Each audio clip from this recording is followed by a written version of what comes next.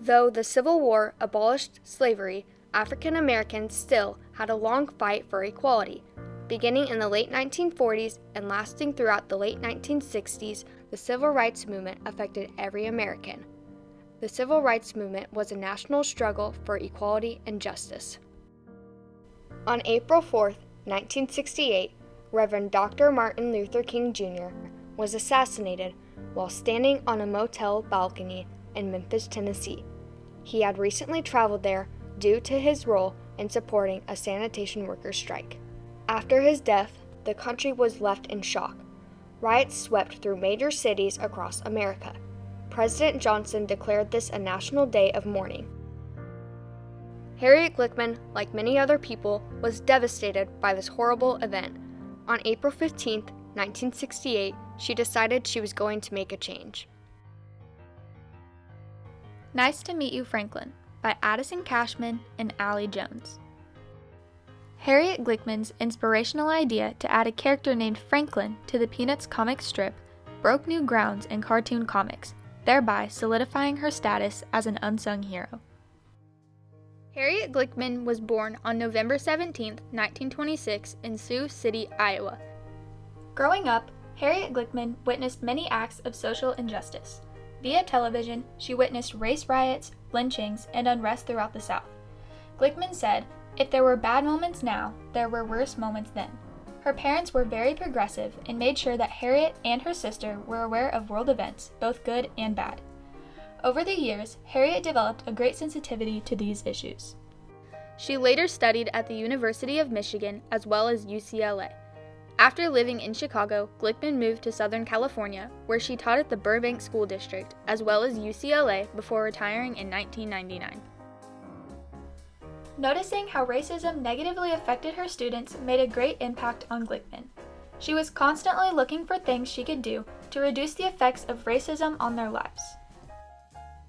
After Dr. Martin Luther King Jr. was assassinated, Harriet Glickman wrote a letter to Charles M. Schulz, the author of the famous comic, The Peanuts. In this letter, Harriet Glickman states, "In thinking over the mass media, which are of tremendous importance in shaping the unconscious attitudes of our kids, I felt that something could be done through our comic strips." Glickman wanted to find a way to change specifically children's damaged perception of African Americans. One experiment brought the damaged self-interpretation of African American children into focus. In the 1940s, one African American social psychologist decided to test the effect that racism has on children. He showed the children two dolls, which were identical besides their race. One doll was white and one doll was black. Clark asked the African American children to pick the nice doll and the doll you like to play with. The majority of children would choose the white doll. Another question that he asked was, "Give me the doll that looks bad." The black doll was what most children handed him. As a mother, Harriet Glickman knew that she did not want her kids to think of African Americans in this way. The best way that she saw to change this was to make a simple addition to something that her family already loved. She hoped to convince Charles M. Schulz to add his first character of color into his classic comics. Charles Schulz was not the only person that Glickman wrote to. She sent letters to multiple cartoonists, one being Alan Saunders, the cartoonist of Mary Worth. Harriet Glickman also wrote to children's television networks. She found it extremely important to change the view that many children had of African Americans. When Harriet Glickman took the first step in creating an African American character in the Peanuts, she did not expect for Charles Schulz to read her letter, let alone take it seriously. In Charles Schulz's correspondence, he expresses his concerns about implementing a black character into his comics. He was afraid that it would look like they were patronizing their African American friends. Harriet Glickman soon responded, asking Schulz for his permission to share this dilemma with some of her African American friends. This resulted in another letter to Schulz from Kenneth C. Kelly. In this letter, Kelly states, "You mention a fear of being patronizing. Though I doubt any Negro would view your efforts that way. I'd like to suggest that an accusation of being patronizing would be a small price to pay for the positive results that would accrue. This was one of the 2 letters that were sent to Charles Schulz by Harriet Glickman's friends. These 2 letters convinced Schulz that adding diversity into his comic strip was an idea that could become a reality.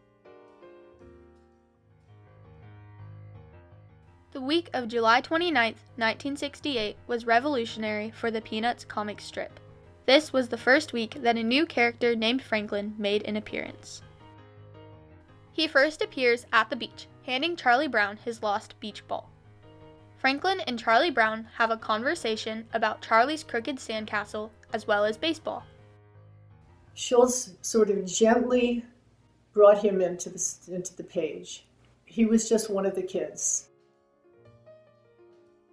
The decision to include Franklin in the Peanuts was immediately controversial. Many newspapers threatened to cut the popular comic. Schulz's syndicate did not agree with the addition of an African-American character. Eventually, Schulz states, "Either you print it just the way I draw it, or I quit. How's that?" People across the country had different reactions to Franklin. Though there were good reactions to Franklin, some people simply did not agree with the character. Charles Schulz received many letters critical of Franklin. "I don't mind you having a black character, but please don't show them in school together." It was unlawful for schools to be segregated at this point in the civil rights movement.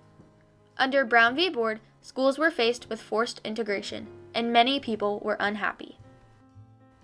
Though many people were unhappy about the addition of Franklin to the Peanuts, this event positively impacted many people.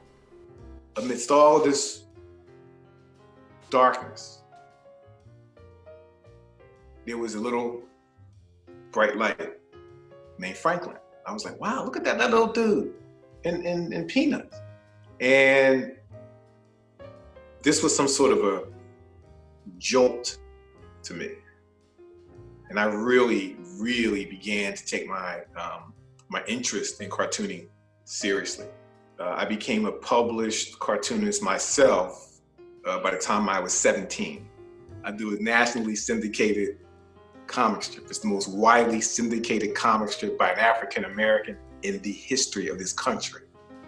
When Franklin was introduced to the Peanuts, he gave people who were treated unequally in America a new sense of hope. Franklin's character is still a part of the Peanuts today, but his role is not perfected, even now. Unfortunately, not as much detail was added to Franklin's character as was added to the rest of the Peanuts gang. When Harriet Glickman wrote her first letter, she wanted Franklin's character to be very intricate. She even said, "Give them a Lucy." Many people had viewed Franklin's personality as bland, but Schulz had a good reason for writing Franklin that way. Harriet Glickman believes that Schulz's reasoning behind Franklin's less complicated personality was that including an African American in comics was something that hadn't really been done before. He knew that if he made him fantastic, there might be criticism. And if he made him the other way, there might be criticism. So he sort of made him in between.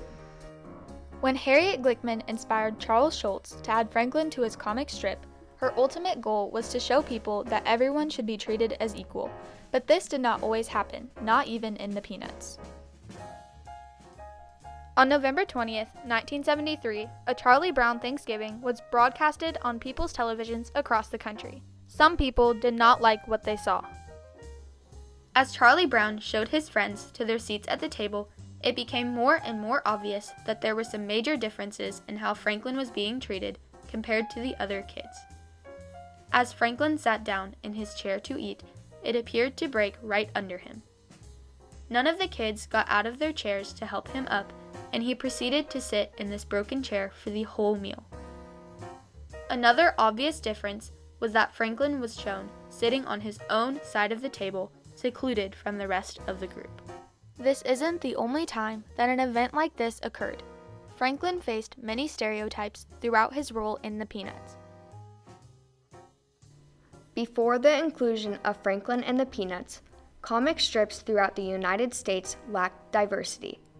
There were little to no strips that included characters of different races or ethnicities. Charles Schulz, with the help of Harriet Glickman, broke this barrier in comics with the addition of Franklin to the strip. I don't know if you get any comic pages in your papers. If you look at them, there are at least 5 strips that have a character that's black. So it's become not only acceptable, but just accepted.